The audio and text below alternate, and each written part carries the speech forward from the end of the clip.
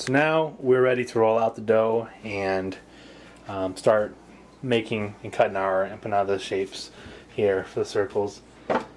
Got my assistant Brock here. He's going to be rolling the dough for me, and I'll be cutting with this Syracuse orange cup. You can use any cup, any kind of cookie cutter you like. What I like about this one the most is that it's got a large rim on it, and when you go to roll out the dough and go to cut the circles, you just press down and twist, press and twist, and it's going to be nice, and you can roll out a little bit more once you cut it and get some good shape to it.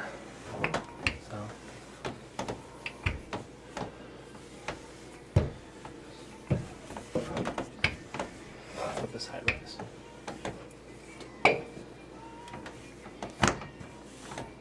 What you want to do is just line the counter with a pretty good amount of flour here. Not so much that it completely covers it, but just enough so that you don't want it to stick. You also want to make sure the flour is rolled, or the roller is floured. You just want to roll it out nice and thin, not too thin, but thin enough so that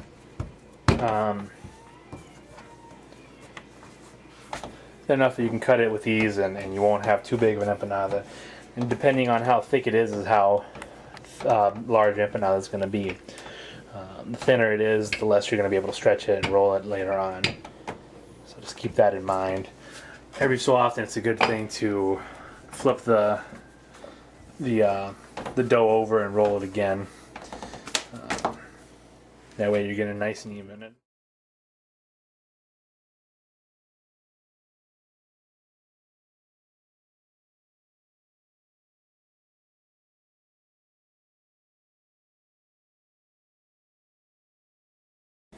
Alright, so we've done cutting out some of our empanadas, as you can see, and there's 17 we actually got in this first batch, which is a good amount. We put them on a plate here, and there's a little bit of powder in between each one so they don't stick together. After a while, the ones on the bottom start to get a little bit moist, so it's good to have that powder. And what you want to do, or what you can do, better yet, what you want to do is you can knead this dough back out, put it together, and roll it out again and make more. So now it's time to stuff our empanadas here, and some of these are a little bit smaller, but it's going to be nice because you're going to be able to roll them out. What you need is just a small teaspoon so that you're able to get just enough meat in the pocket there. You're also going to want some egg wash. All I put for my egg wash is just straight egg, nothing else, you just beat it. You also want a fork and some flour so that you keep the fork dry. What you're going to do is you're going to take one of your rolls. This is pretty small, but it'll work fine because it's thicker. And just going to roll it out some. You want to get a pretty oval shape to it. Shape doesn't matter entirely. You can work with what you're given with. You just want to roll it pretty thin. Not enough so you're seeing through it, but thin enough so that you can fill it. So now that we have this, I'm going to take a very small amount. You don't want too much, because then it's going to be harder for you to fold it over and get it nice sealed tightly. Just enough meat right in the center of it. I take my finger, egg wash, and go right around the edge. And this is great. It's going to seal it nice. You can get that moisture it needs to seal before the frying. And while you're frying, and the egg cooks, it's going to create a real nice bond for that. You just want to make sure you get the edges most. You don't want any of it to fall out. You got your empanada here. You're going to take a fork with a good amount of powder on it. And you're just going to flatten the edges. You don't want to poke into the meat, because then you're going to have some leakage areas. You just get some nice poking. Just go go all the way around the edge. The seals are real nice and tight. And with that egg wash, once that deep fry, there's no way the meat's going to fall out. You're going to have a nice, clean empanada. And also, when this goes to fry, the edges are pretty crispy, which makes it very delectable. And the insides are meaty, so you kind of have the best of both worlds. So now that you have your empanada made, it's nicely shaped and formed, you don't worry about the back. I'm going to take a pretty sharp knife, and you can either cut a slit in it, or what I do is I just jab through. You just want to get 3 holes in there. And that's great because when you go to deep fry it, the dough won't expand, it'll have release points. And also it's going to deep fry the meat inside that's already cooked. It's going to make a nice crispy little pocket. So that's just one, but I've got 26 more to go through.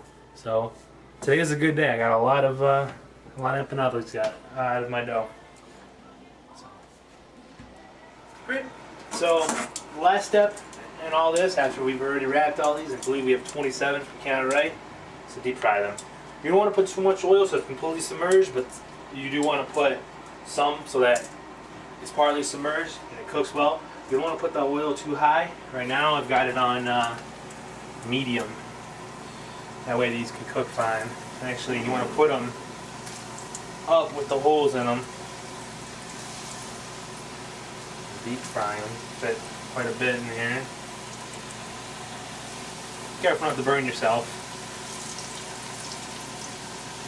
As always.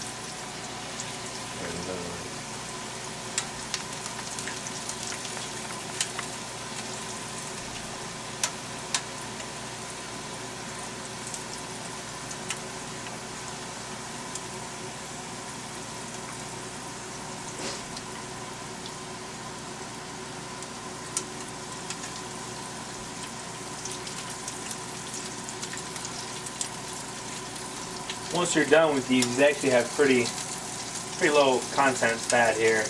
You can choose whatever oil you want to cook in. I actually prefer canola. Much better than vegetable oil. Doesn't fry as well. As you can see, they actually cook pretty quickly here. Obviously, they cook a lot quicker towards the center. You might even have the oil too high on medium. It's sad. Now it'll warm up quite a few minutes.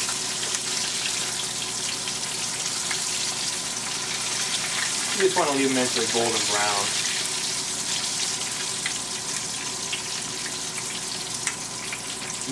Pair of tongs is greatly recommended. It makes it so much easier for these.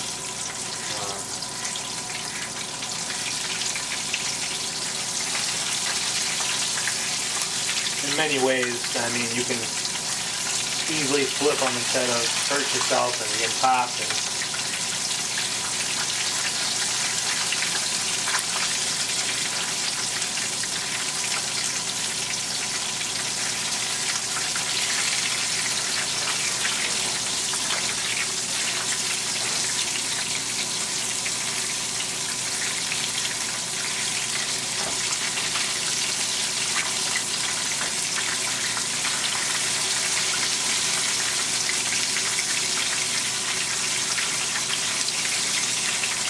This is what an empanada should look like when it's done.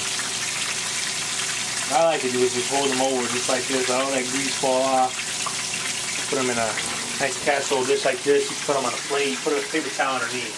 So anything else extra gets absorbed.